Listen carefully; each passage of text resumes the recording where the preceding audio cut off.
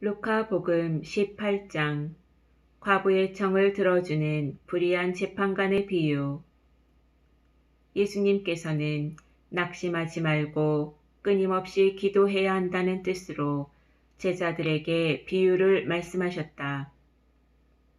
어떤 고을에 하느님도 두려워하지 않고 사람도 대수롭지 않게 여기는 한 재판관이 있었다. 또 그 고을에는 과부가 한 사람 있었는데 그는 줄곧 그 재판관에게 가서 저와 저의 적대자 사이에 올바른 판결을 내려주십시오 하고 졸랐다. 재판관은 한동안 들어주려고 하지 않다가 마침내 속으로 말하였다. 나는 하느님도 두려워하지 않고 사람도 대수롭지 않게 여기지만 저 과부가 나를 이토록 귀찮게 하니 그에게는 올바른 판결을 내려주어야겠다. 그렇게 하지 않으면 끝까지 찾아와서 나를 괴롭힐 것이다. 주님께서 다시 이르셨다. 이 불의한 재판관이 하는 말을 새겨 들어라. 하느님께서 당신께 선택된 이들이 밤낮으로 부르짖는데 그들에게 올바른 판결을 내려주지 않으신 채 그들을 두고 미적거리시겠느냐. 내가 너희에게 말한다. 하느님께서는 그들에게 지체 없이 올바른 판결을 내려주실 것이다. 그러나 사람의 아들이 올 때에 이 세상에서 믿음을 찾아볼 수 있겠느냐. 바리사이와 세리의 비유. 예수님께서는 또 스스로 의롭다고 자신하며 다른 사람들을 업신여기는 자들에게 이 비유를 말씀하셨다. 두 사람이 기도하러 성전에 올라갔다.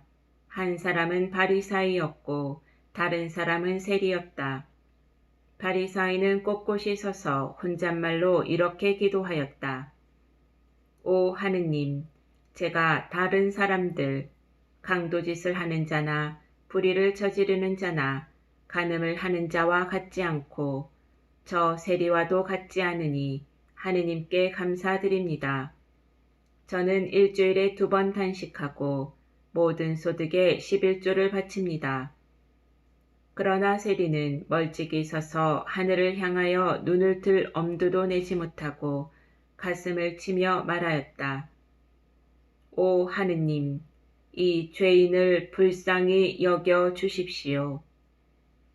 내가 너희에게 말한다. 그 바리사이가 아니라 이 세리가 의롭게 되어 집으로 돌아갔다. 누구든지 자신을 높이는 이는 낮아지고 자신을 낮추는 이는 높아질 것이다. 어린이들을 사랑하시다. 사람들이 아이들까지 예수님께 데리고 와서 그들을 쓰다듬어 달라고 하였다. 그러자 제자들이 사람들을 꾸짖었다. 예수님께서는 그 아이들을 가까이 불러놓고 이르셨다. 어린이들이 나에게 오는 것을 막지 말고 그냥 놓아두어라. 사실 하느님의 나라는 이 어린이들과 같은 사람들의 것이다.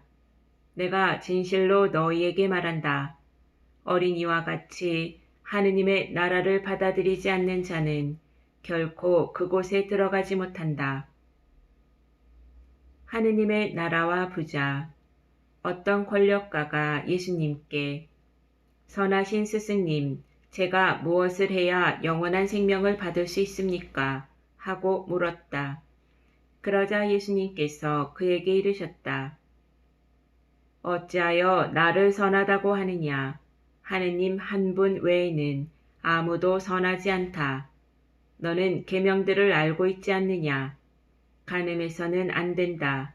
살인해서는 안 된다. 도둑질해서는 안 된다. 거짓 증언을 해서는 안 된다. 아버지와 어머니를 공경하여라. 그가 예수님께 그런 것들은 제가 어려서부터 다 지켜왔습니다. 하고 대답하였다. 예수님께서는 이 말을 들으시고 그에게 이르셨다. 너에게 아직 모자란 것이 하나 있다. 가진 것을 다 팔아 가난한 이들에게 나누어 주어라. 그러면 네가 하늘에서 보물을 차지하게 될 것이다. 그리고 와서 나를 따라라. 그는 이 말씀을 듣고 매우 슬퍼하였다. 그가 큰 부자였기 때문이다. 예수님께서는 그가 매우 슬퍼하는 것을 보고 말씀하셨다. 재물을 많이 가진 자들이 하느님 나라에 들어가기는 참으로 어렵다.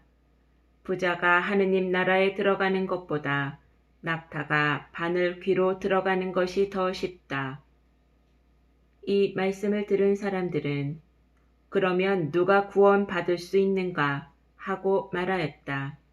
예수님께서 이르셨다. 사람에게는 불가능한 것이라도 하느님께는 가능하다. 따름과 보상. 그때 베드로가 말하였다.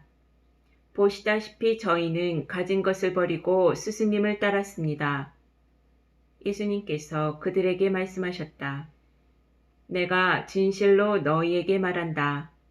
누구든지 하느님의 나라 때문에 집이나 아내, 형제나 부모나 자녀를 버린 사람은 현세에서 여러 곱절로 대받을 것이고 내세에서는 영원한 생명을 받을 것이다. 순환과 부활을 세 번째로 예고하시다. 예수님께서 12제자를 데리고 가시며 그들에게 이르셨다. 보다시피 우리는 예루살렘으로 올라가고 있다.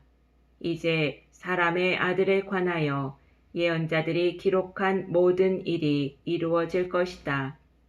사람의 아들은 다른 민족 사람들에게 넘겨질 터인데 그들은 사람의 아들을 조롱하고 모욕하며 침 뱉을 것이다. 또 채찍질하고 나서 그를 죽일 것이다. 그러나 사람의 아들은 사흘 만에 다시 살아날 것이다. 제자들은 이 말씀 가운데 아무것도 깨닫지 못하였다. 이 말씀의 뜻이 그들에게 감추어져 있어서 말씀하신 것을 알아듣지 못하였던 것이다. 예리코에서 눈먼 이를 고치시다. 예수님께서 예리코에 가까이 이르셨을 때의 일이다. 어떤 눈먼이가 길가에 앉아 구걸하고 있다가 군중이 지나가는 소리를 듣고 무슨 일이냐고 물었다. 사람들이 그에게 나자렛 사람 예수님께서 지나가신다 하고 알려주자 그가 예수님 다윗의 자손이시여 저에게 자비를 베풀어 주십시오 하고 부르짖었다. 앞서가던 이들이 그에게 잠자코 있으라고 꾸짖었지만 그는 더욱 큰 소리로 다윗의 자손이시여 저에게 자비를 베풀어 주십시오 하고 외쳤다. 예수님께서 걸음을 멈추시고 그를 데려오라고 분부하셨다. 그가 가까이 다가오자 예수님께서 그에게 물으셨다. 내가 너에게 무엇을 해 주기를 바라느냐? 그가 주님, 제가 다시 볼 수 있게 해 주십시오 하였다. 예수님께서 그에게 다시 보아라. 내 믿음이 너를 구원하였다. 하고 이르시니 그가 즉시 다시 보게 되었다. 그는 하느님을 찬양하며 예수님을 따랐다. 군중도 모두 그것을 보고 하느님께 찬미를 드렸다.